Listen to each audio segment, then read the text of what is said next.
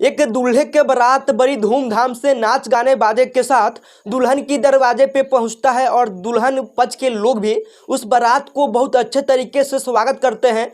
और फिर उसके बाद दुल्हन सज धज के जयमाल पे आती हैं और दूल्हे और दुल्हन के बीच बरमाला भी होता है, जयमाल भी होता है। और जयमाल होने के बाद जो एक शादी की रस्में होती है, गुरहतन होता है, सिंदूरजान होता है, जो ए से जेड जो शादी की रस्में होती है वो भी पूरा सफल हो जाता है।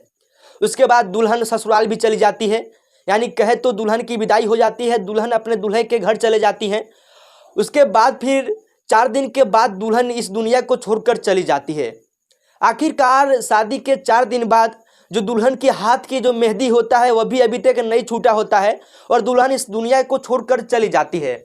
उस दुल्हन के साथ आखिरकार ऐसा क्या होता है कि दुल्हन 4 दिन के बाद ही इस दुनिया को छोड़कर चली जाती है, आज के वीडियो में आप सभी को बताएंगे। उससे पहले मैं अपना परिचय बता दूं, मैं अनूप और आप लोग देखना शुरू कर दिए हैं पॉइंट न्यूज।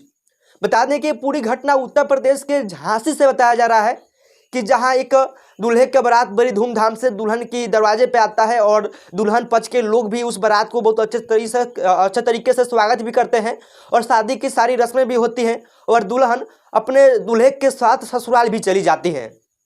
दुल्हन जैसे ही ससुराल जाते हैं, वहां जाने के बाद दुल्हन के शरीर में थोड़ा बेचैनी होता है, वो खाना वाना छोड़ देती हैं। फिर दूल्हे के घर से दुल्हन की मायके में फ़ोन आता है और दूल्हे पक्ष के लोग बताते हैं कि आपकी बेटी का तबीयत सही नहीं लग रहा है, वो खाना वाना नहीं खा रही हैं, उनके शरीर में थोड़ा बेचैनी टाइप के हुआ है। फिर उसके बाद एक दिन देखते हैं दूल्हे घर के लोग, एक दिन देखते हैं, फिर दूसरा का दिन वही हाल होता है। तो फिर दूसरा दिन भी दूल्हे पक्ष के लोग दुल्हन की मायके में फ़ोन करते हैं और इस बात को बताते हैं। फिर उसके बाद दुल्हन के मायके वाले बोलते हैं कि देखिए बाबू, ऐसा बात है तो मेरी बेटी को मेरे घर पे पहुंचा दीजिए, मैं यहाँ पे उनका दवाई सुई कराऊंगा और जैसे ही मेरी बेटी ठीक होगी फिर से हम उनको ससुराल में भेज देंगे। इस बात को दूल्हे पक्ष के लोग मानते हैं और उनकी बेटी को यानी अपने दुल्हन को उनके दूल्हे अपने से उनके मायके पहुंचा देते हैं। जैसे ही मायके पहुंचा देते हैं वो मायके आ जाते हैं और उनके मायके के लोग उनका इलाज कराते हैं। उसके बाद झाड़ फूक भी करवाते हैं, जो सुकैती उकैती के पास लेके जाते हैं और उनका झाड़ फूक होता है।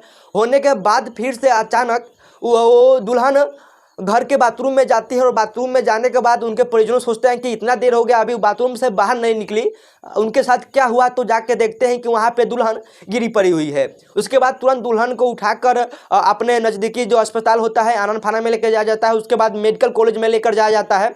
जैसे ही मेडिकल कॉलेज में लेकर जाया जाता है तो वहाँ के डॉक्टरों के द्वारा ये बताया जाता है कि दुल्हन अब इस दुनिया में नहीं रही।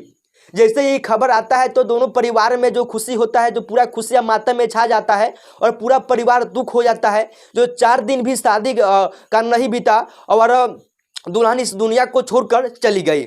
इस पूरे मामले के बारे में जो दुल्हन के मायके के द्वारा बताया जाता है कि दुल्हन की कब जांच होता है कि उसके बाद पोस्टमार्टम होता है। पोस्टमार्टम में बताया जाता है कि उनकी बॉडी के जो फेफड़े में पानी होता है और यही कारण होता है कि उनकी मौत हो जाती है। लेकिन इस पूरे मामले पे जो बरुआ थाना क्षेत्र की पुलिस है, वो उन लोगों का कहना है कि बरुआ थाना क्षेत्र की शादी बाद दुल्हन अपने मायके आई थी, जहाँ उसकी संदिग्ध परिस्थितियों में मौत हो गई।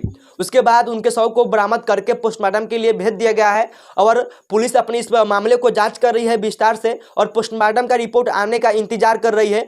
जो भी पोस्टमार्टम का रिपोर्ट आता है तो वहाँ पर पूरी अच्छी तरीके से खुलासा हो जाएगा कि दुल्हन की मौत किस तरीके से हुई है। लेकिन आपका क्या राय है, नीचे कमेंट बॉक्स में आप लोग अपना राय जरूर बताइएगा और ऐसे ऐसे खबरों देखने के लिए हमारे चैनल को सब्सक्राइब करके और फेसबुक पेज को फॉलो करके